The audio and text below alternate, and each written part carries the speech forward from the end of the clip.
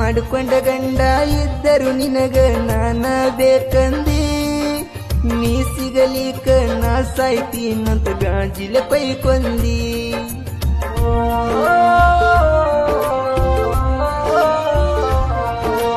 ಹತ್ತ ಕರದ ಪ್ರೀತಿ ಮಾಡಕ ನನಗ ಒಪ್ಪಿಸಿದಿ ನಿನ್ನ ಪ್ರೀತಿ ಮಾಡಿದಾಗಿಂದ ಮನೆಯವರ ಮರೆಸಿದಿ ಗಂಡ ಇಲ್ಲದಾಗ ಗಂಟ ಬಿದ್ದ ಮನೆಗೆ ಕರೆಸಿದಿ